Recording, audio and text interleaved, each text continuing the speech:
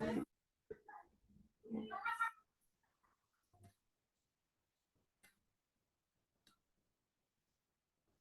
jadiin admin wih tuh apa? Hah? Host? Eh, Iya. Kuliah jam berapa? Sampai jam berapa?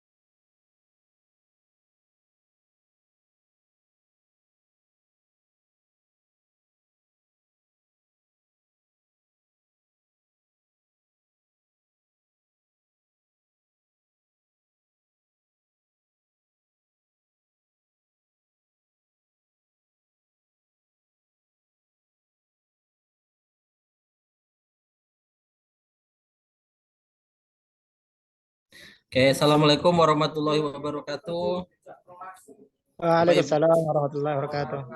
sehat Mas Albara? Alhamdulillah sehat Pak.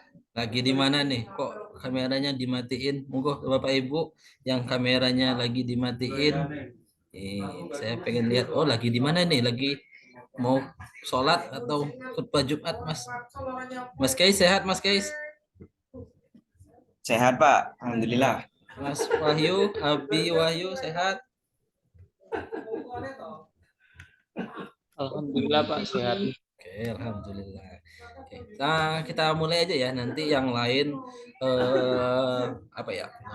Menyesuaikan absennya di SIM nanti absen 2 kali Bapak Ibu karena pertemuan hari ini kita gabungkan antara hukum tanah adat dan hukum ya kita bahas sampai tuntas hukum tanah adat sampai saat ini.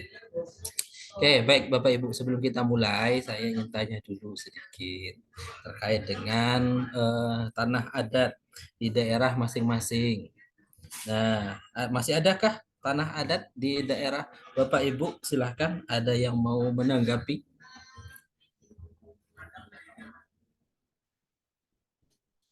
Mas Anwar Jailani sudah hadir?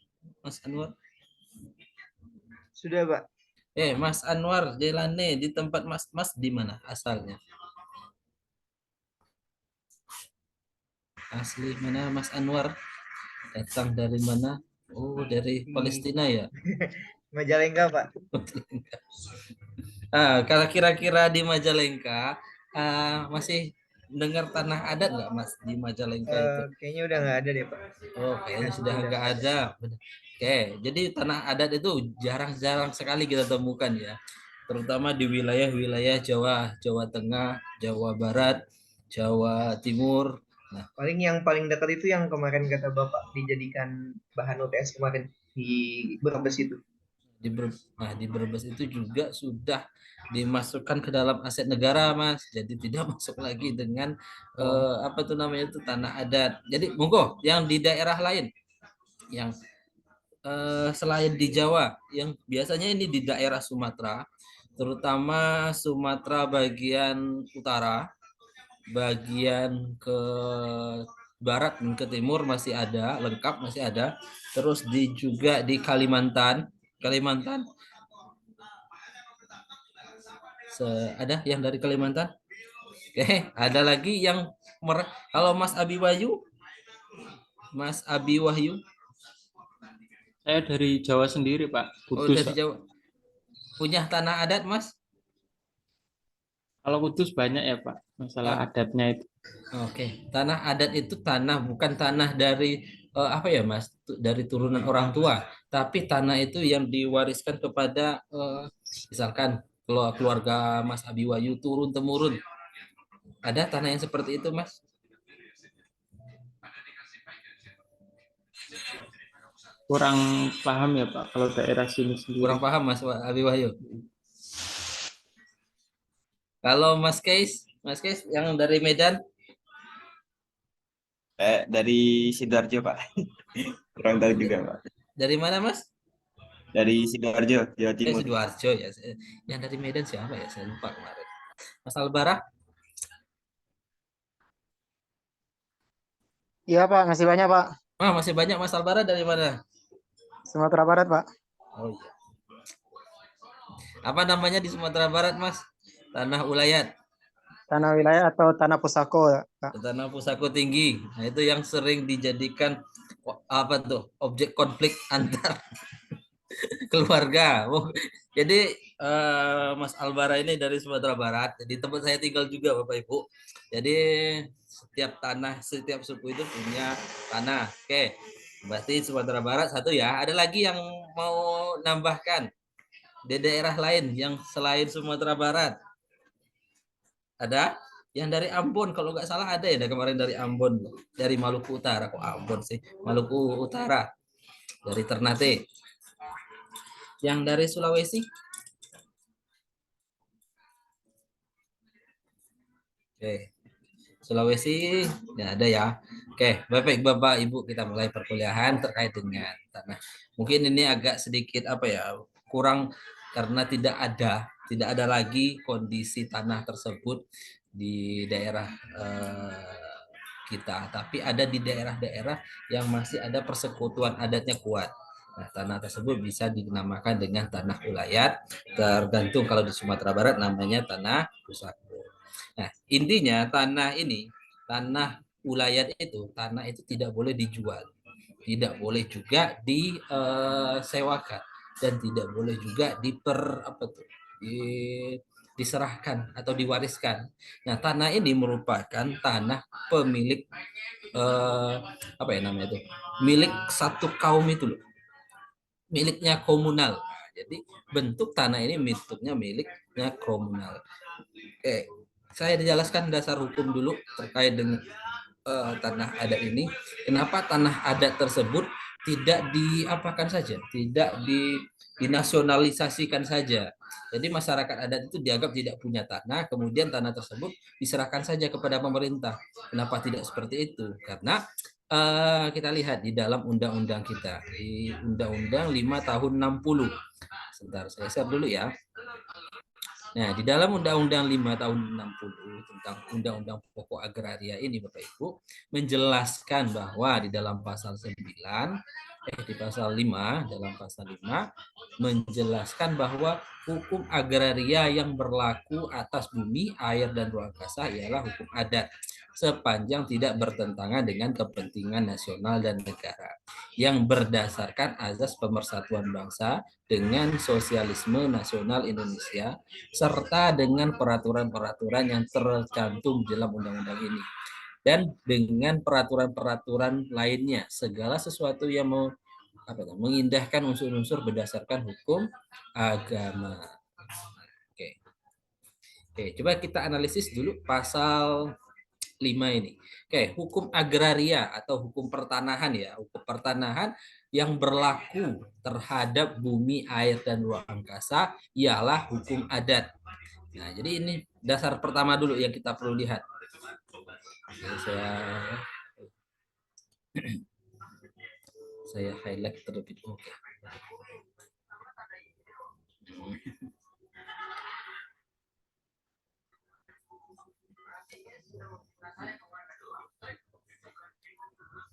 Oke, saya highlight terlebih dahulu ya ini.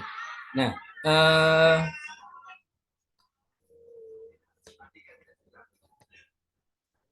hukum agraria adalah hukum yang berlaku atas bumi, air, dan ruang angkasa ialah hukum adat. Nah, ini perlu kita highlight bersama. Kita highlight.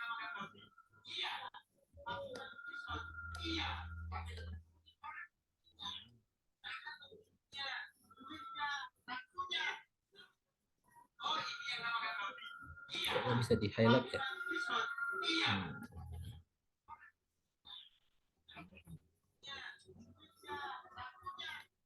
Oke. Nah, ini yang pertama kita pegang dulu. Hukum agraria yang berlaku atas bumi, air, dan ruang angkasa ialah hukum adat. Jadi pada dasarnya yang berlaku atas tanah, terhadap air, terhadap ruang angkasa yang kita hidup saat ini, itu berlaku hukum adat. Nah, artinya hukum agraria, hukum dasar agraria Indonesia itu adalah hukum adat. Nah, terus kita lanjutkan ke highlight yang kedua, yaitu sepanjang tidak bertentangan dengan kepentingan nasional. Oke, di sini kita lihat bahwa ada masuk negara ke dalam hukum adat tadi, hukum agraria tadi. Ada masuk unsur negara. Apabila hukum adat tersebut tidak ada, kemudian hukum adat tersebut, tanah adat tersebut sudah punah, kemudian daerah persekutuannya sudah ditutup misalkan, atau sukunya tersebut tidak ada lagi, maka tanah yang awalnya itu masuk ke dalam hukum adat, misalkan tanah ulayat tadi, tanah adat tadi, diserahkan kembali kepada negara untuk kepentingan nasional dan negara. Nah, itu yang terjadi di Jawa ini, Bapak Ibu. Nah, di Jawa awalnya memang ada tanah-tanah daerah-daerah keraton ya, daerah keraton terutama yang berada di Surakarta dan di Yogyakarta.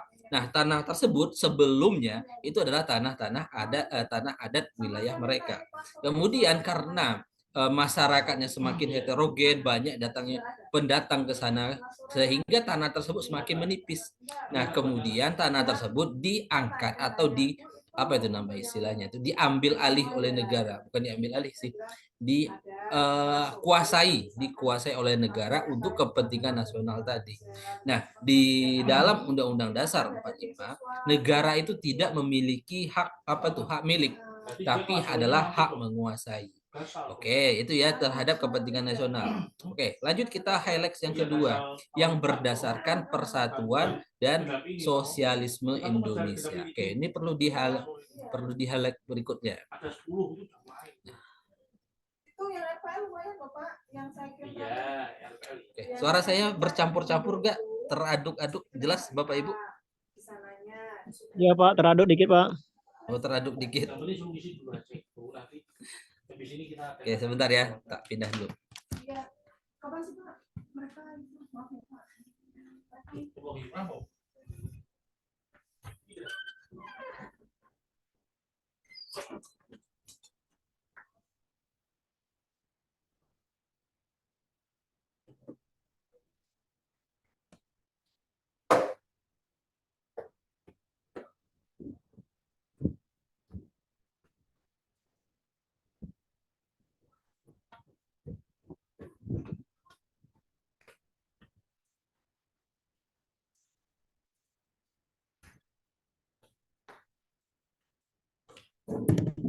Oke, baik kita lanjutkan. Mohon maaf karena teraduk-aduk tadi. Oke, di sini yang kedua kayak analisis yang ketiga yaitu yang berdasarkan persatuan bangsa dan sosialisme Indonesia. Oke. Oke. Ini perlu hati-hati ya saya jelaskan karena anak-anak RPL ini kritis-kritis. Bapak Ibu pernah dengar ya liberalisme atau kapitalisme, kemudian sosialisme, kemudian hukum Islam. Pernah dengar itu? Konsep prinsip ekonomi itu Bapak Ibu? Kenapa? Dengar? Pernah? Mas Keis pernah?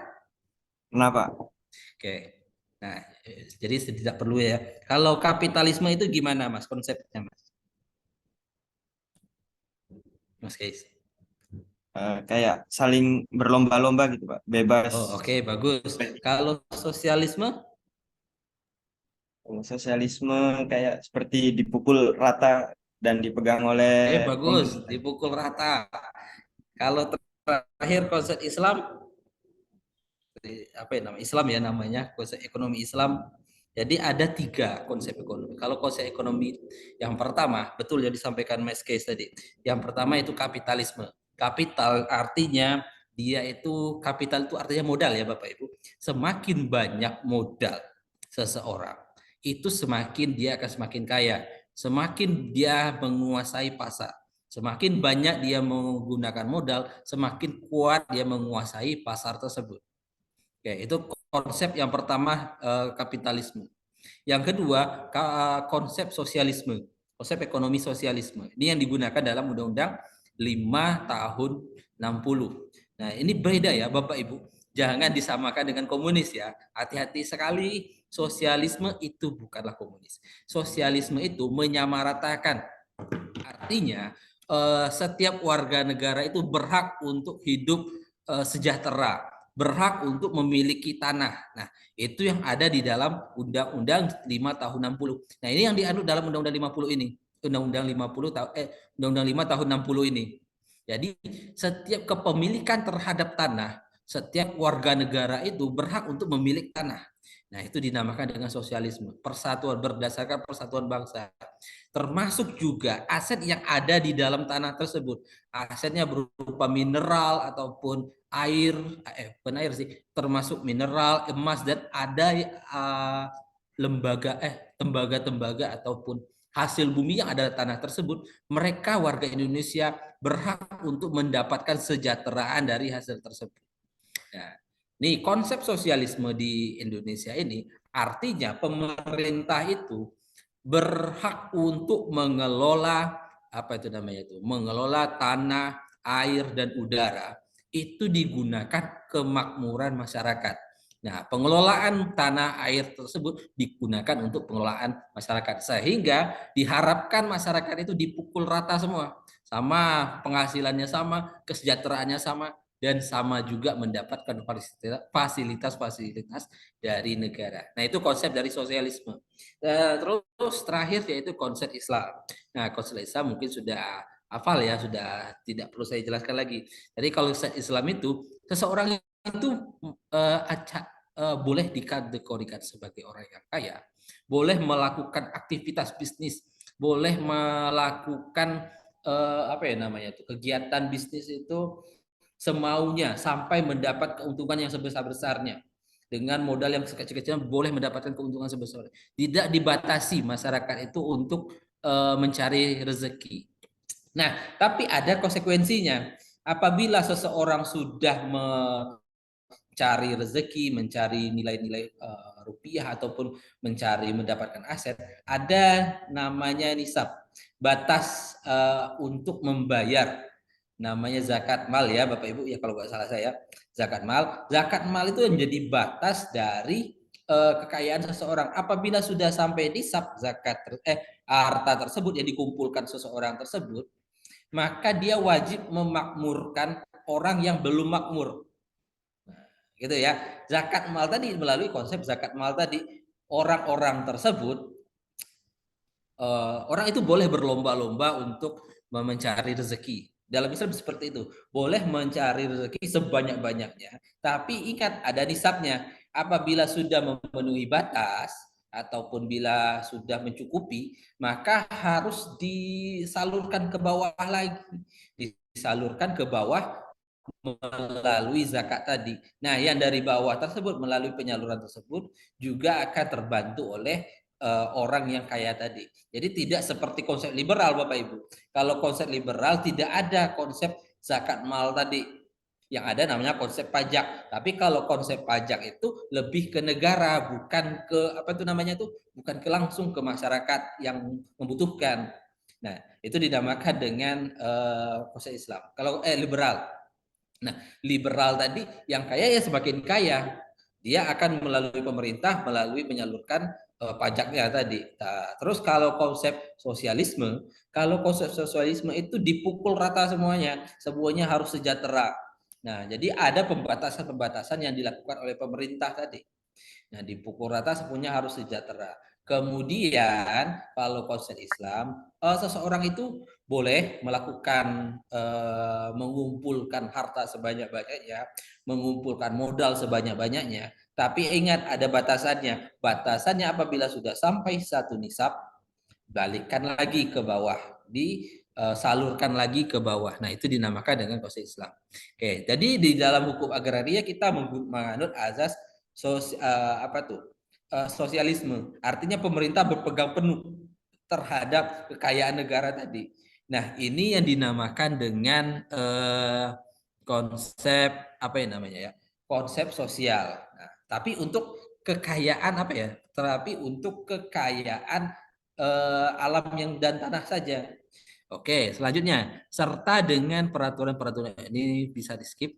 Nah, segala sesuatu yang ini perlu juga segala sesuatu dengan mengindahkan unsur-unsur berstandarkan hukum agama. Ini juga penting yang perlu di-highlight Bapak Ibu bahwa hukum agraria kita itu berdasarkan hukum agama. Jadi tanah adat atau tanah wilayah tersebut harus digunakan dengan peruntukan agamanya. Boleh untuk wakaf sebagai wakaf membangun masjid atau boleh digunakan untuk tempat tinggal masyarakat tersebut asal sesuai dengan peruntukannya untuk agamanya. Nah, apabila misalkan tanah tersebut dijadikan sebagai alat untuk menanam ganja seperti itu. Nah, ini yang bahaya sekali karena tidak sesuai lagi dengan apa yang disadarkan dalam ajaran agama. Nah, itu yang penting ya Bapak Ibu terkait dengan hukum agraria kita. Oke, sampai di sini ada pertanyaan. Lanjut Bapak Ibu? Lanjut, Pak. Oke, saya lanjutkan. Nah, kita masuk ke tanah adat. Nah, tanah adat adalah bagian dari permukaan bumi yang batas-batasnya tertentu Berita bisa berupa daratan, lautan, sungai, danau, bukit, dan sebagainya. Atau bisa juga dengan jarak, dengan tanah 1000 meter persegi, atau tanah tersebut 100 truk. Nah, bisa seperti itu. Nah, pentingnya tanah dalam hukum adat. Apa sih urgensi tanah itu dalam hukum adat, Bapak Ibu? Nah, yang pertama yaitu tanah merupakan kekayaan yang bersifat tetap. Bagi masyarakat adat, tanah itu merupakan aset terhadap kekayaan mereka bersama, secara bersama, yang bersifat tetap. Artinya dia tidak bisa apa ya namanya itu hilang ataupun musnah. Nah, bersifat tetap terus menerus tanah tersebut ukurannya, terus jaraknya, bentuknya akan tetap sama. Nah, itu tanah adat. Yang kedua, sebagai kekayaan ya, tanah adat sebagai kekayaan. Yang kedua, yaitu tempat berdirinya persekutuan adat tadi. Nah, tempat berdirinya persekutuan adat. Nah, disitulah di tanah tersebut orang-orang itu saling berinteraksi, orang adat tersebut saling berinteraksi, saling apa tuh namanya, misalkan dia saling apa ya namanya itu melakukan aktivitas. Nah, di sana. Nah, semuanya warga negara sebuah warga adat tersebut melakukan aktivitas tersebut di tanah adat tersebut. Jadi tidak ada istilah tanah adat itu di luar persekutuan mereka. Misalkan saya orang Sumatera Barat, kemudian membentuk tanah adat di Jawa, tapi tidak saya tinggali bersama persekutuan saya karena cuma hanya kepemilikan tanah saja. Nah, bukan itulah dinamakan tanah adat. Tapi tanah adat itu tempat mereka tetap di situ, tinggal di situ. Nah, itu yang kedua. Yang ketiga, sebagai sarana memenuhi kebutuhan hidup persekutuan dan warganya.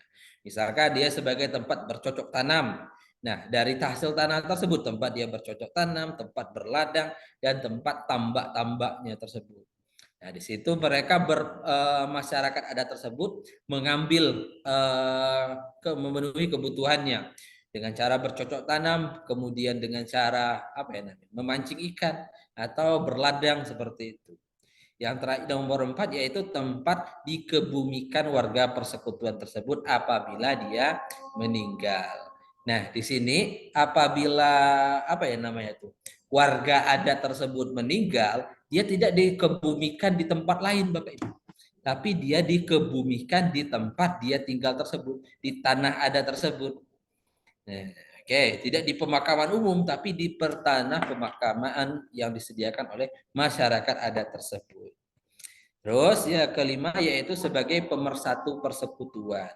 Nah, tanah adat ya otomatis sebagai pemersatu karena ya tadi berdirinya persekutuan itu ya di atas tanah adat itu sendiri. Mereka saling berinteraksi. Nah, di atas tanah itu sendiri mereka akan bersatu dari apa ya namanya itu sebagai tanah tersebut.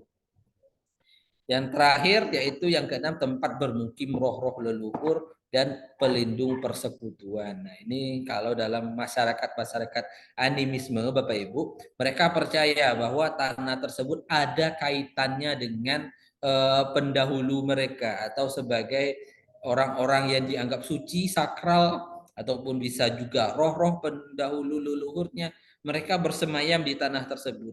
Nah, ini banyak di daerah-daerah pedalaman, terutama pedalaman Jawa dan pedalaman Sumatera. Mereka tidak berani meninggalkan daerah persekutuan tanah adat mereka karena di sanalah tempat apa ya, leluhur mereka tinggal dan mereka butuh perlindungan dari leluhur mereka sendiri.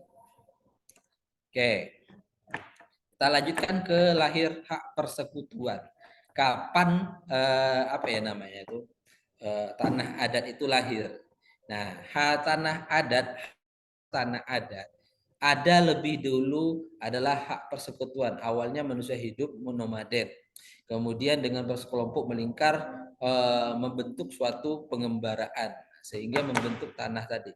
Oke, jadi dulu Bapak Ibu, masyarakat Indonesia dulu sebelum masa-masa penjajahan, mereka hidupnya nomaden, berpindah-pindah.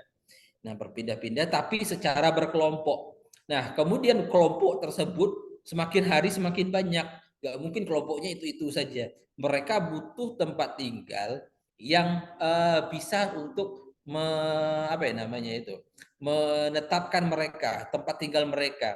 Karena awal mereka berpikir bahwa nomaden itu adalah hal yang paling tepat. Karena dengan berpindah-pindah, mereka bisa mengoleksi ataupun mencari makanan-makanan yang lebih baik. Tapi seiring berkembangnya kelompok tersebut, misalkan kelompok-kelompok suku A semakin berkembang, mereka dihadapkan dengan konsekuensi bahwa ternyata di dalam anggota kelompok tersebut ada orang yang tua.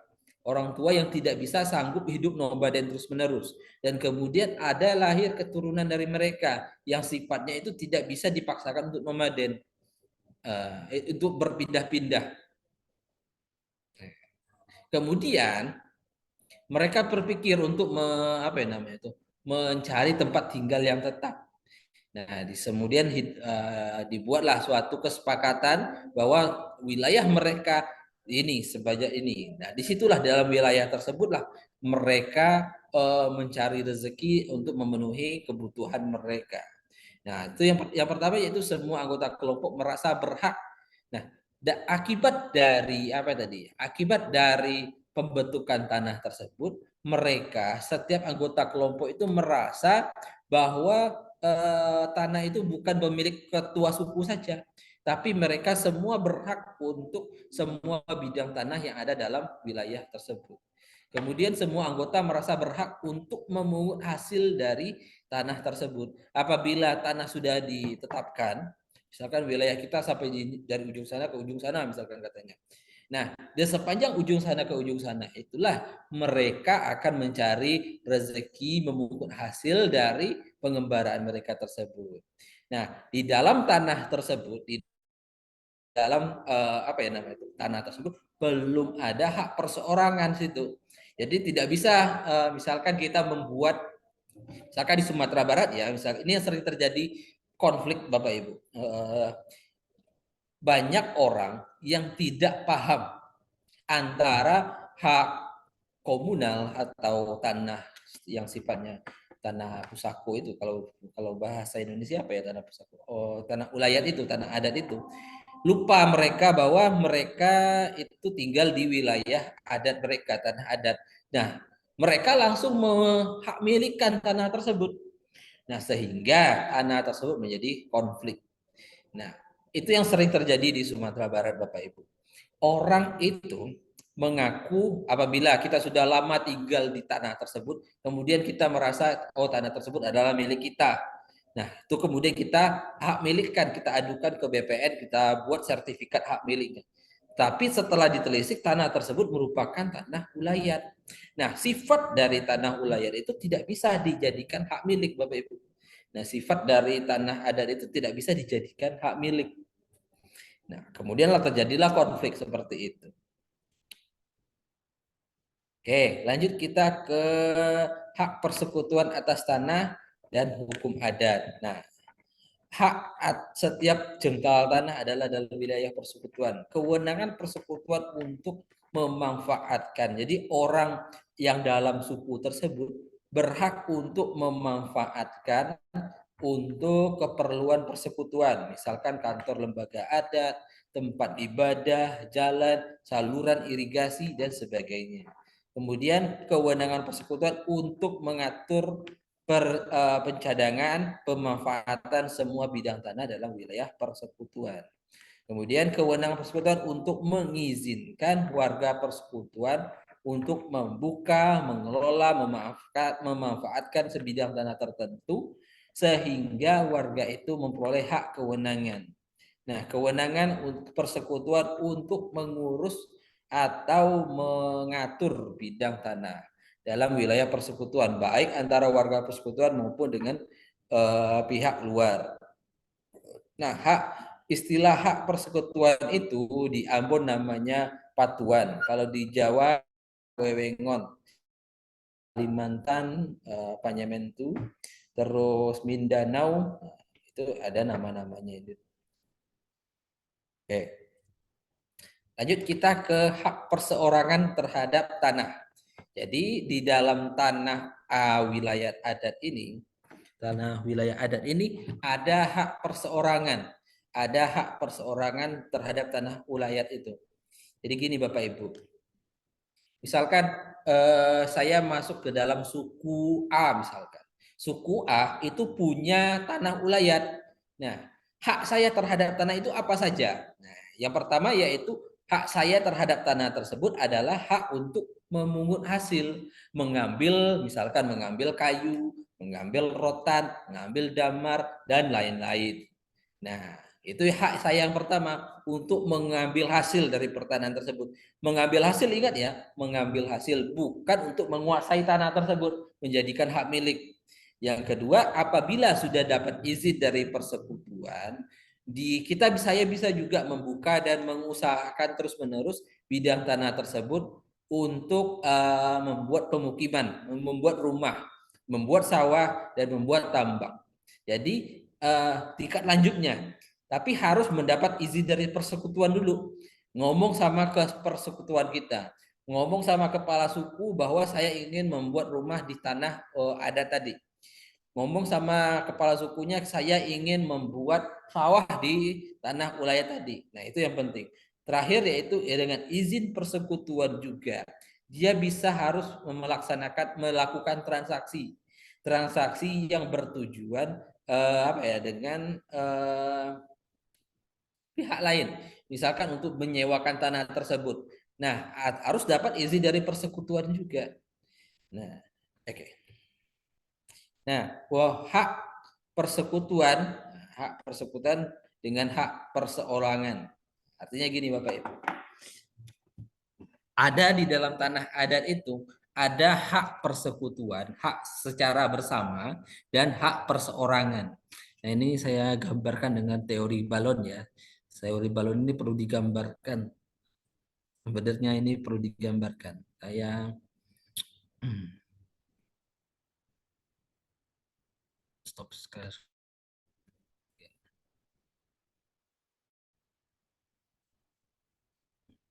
Saya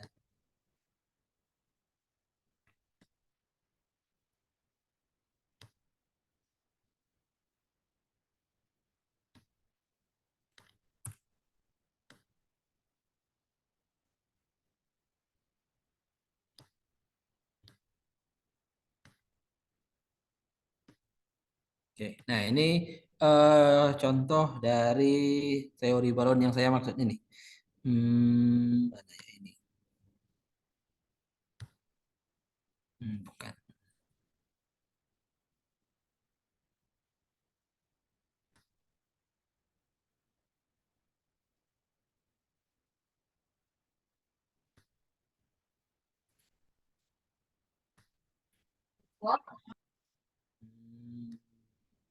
Bentuk. Nah ini. Misalkan teori balon. Teori balon itu ada nggak ya bentuknya?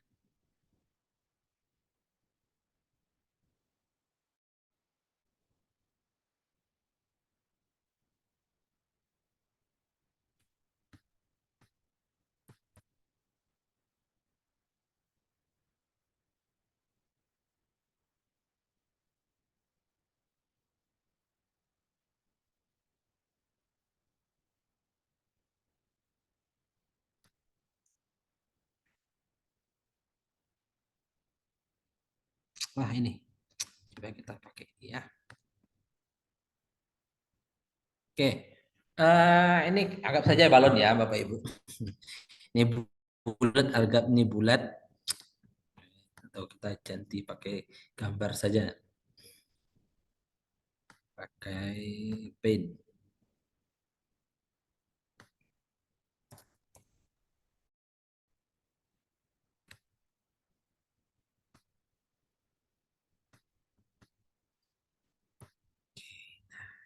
Nah, teori balon yang saya maksud itu seperti ini, Bapak Ibu. Bentuk.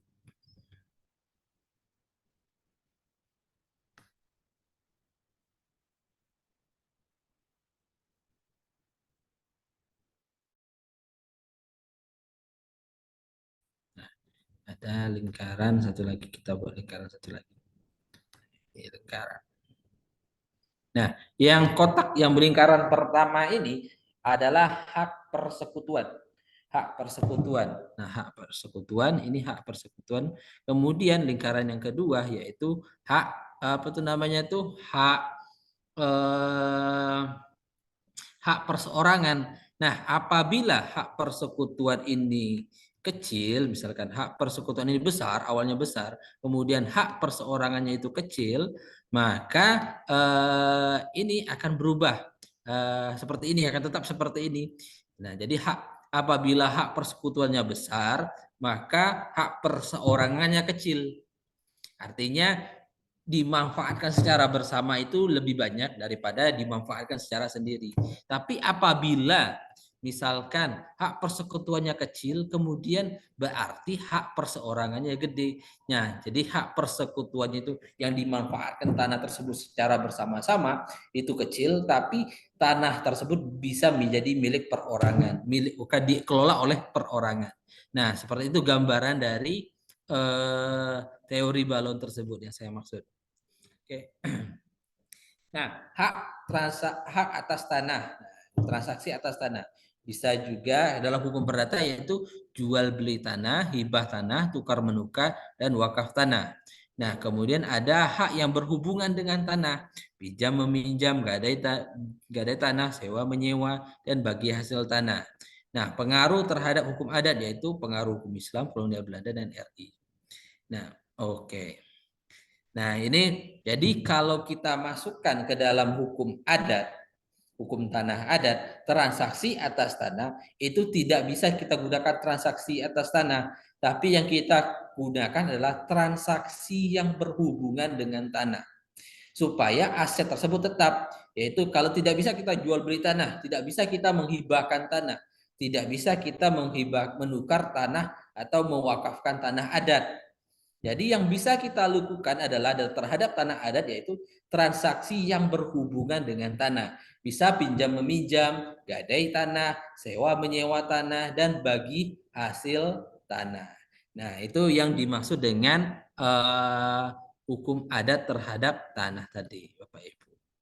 Oke, besok ini termasuk masuk ke dalam masuk hukum tanah ya Bapak Ibu. Ini yang saya sampaikan terhadap tanah adat itu ini khusus ya di Minangkabau Bapak Ibu. Saya ingin sampaikan sedikit bahwa kenapa masih eksis ya hukum tanah adat itu di Minangkabau? Karena wilayah Minangkabau itu menganut dua azas pewarisan. Nah, ini juga berkaitan dengan pewarisan. Nah, ada namanya harta bawaan Bapak Ibu. Harta bawaan itu adalah harta yang diperoleh oleh suami istri atau harta yang diterima sebagai warisan yang khusus untuk suami istri tadi. Nah, itu dinamakan dengan harta bawaan. Harta bawaan ini akan diwariskan kepada anak kandungnya Bapak Ibu. Nah, harta bawaan suami. Nah, kemudian ada harta bersama. Nah, harta bersama itu merupakan harta yang diperoleh dari hasil suami istri. Hasil suami istri. Selama mereka menikah, mereka memperoleh harta, memperoleh rumah. Nah, ini nanti akan diberikan pewarisan kepada anak mereka. Nah, terakhir ada harta pusaka, harta suku persukuan. Nah, harta persukuan ini diwariskan kepada suku-suku mereka. Misalkan anak perempuan, bisa juga anak laki-laki dalam adat Batak seperti itu. Nah, jadi ada harta bawaan dan harta bersama. Oke, baik itu Bapak Ibu. Nanti kita lanjutkan kepada hukum waris dan terakhir yaitu baru kita masuk ke dalam apa ya namanya tuh? Ada 2 kali pertemuan lagi ya kita ya, perwarisan adat dan hukum pidana adat Bapak Ibu. Nah, itu yang kita akan pelajari 2 kali pertemuan lagi. Oke, silakan kalau ada yang ingin bertanya. Untuk absen belum saya buat ya. Oke, saya buat dulu sebentar. Absennya 2 kali ya Bapak Ibu. Mohon untuk isi absen 2 kali. Di SIM, absen di SIM ya 3. Jadi absen kita untuk hukum adat ini karena minggu sebelumnya saya tidak sempat masuk, kemudian bisa kita tambahkan absennya jadi 2 kali untuk hari ini. Gak apa-apa ibu-ibu atau perlu kuliah pengganti bapak-bapak? Ridho, ikhlas? Gimana? Saya takut zolim loh Bapak Ibu. Karena mengambil hak mahasiswa yang harusnya saya masuk 1 kali terus jadikan 2 kali. Nggak apa-apa, Pak. Santai. Oh nggak apa-apa. Ridho, yang lain Ridho? Ridho, Pak. Aman, Pak. Oh alhamdulillah. Iya, Pak. Oke, baik berarti ini Bapak Ibu silakan isi absennya 2 kali ya. Oke, satu lagi pertemuan 9.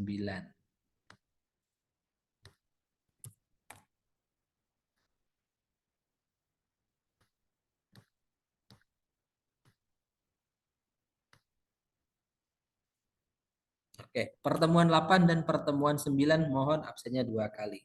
Nah, oke, itu untuk pertemuan kita pada hari ini Bapak Ibu.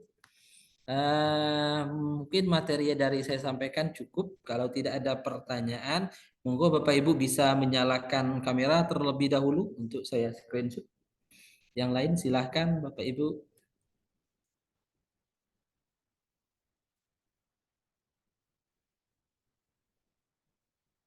Oke, yang lain silahkan.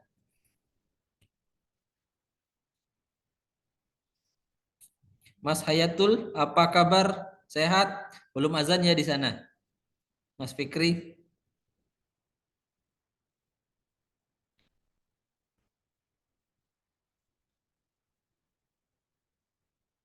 Oke, Sehat baik. Pak, hadir. Hadir. Oke, baik. 1, 2, 3. Oke, sekali lagi 1, 2, 3. Baik, Bapak Ibu, itu untuk pertemuan kita pada hari ini. Mungkin saya cukupkan pertemuan kita. Silakan aktivitasnya lain dilanjutkan. Sukses selalu di luar sana, Bapak Ibu. Jaga kesehatan. Saya tutup dengan baca hamdalah. Alhamdulillah. Assalamualaikum warahmatullahi wabarakatuh. Waalaikumsalam. Wabarakatuh. Ya, Makasih izinlah Bapak. ya Bapak Ibu. Makasih, Pak. Oke, sami-sama.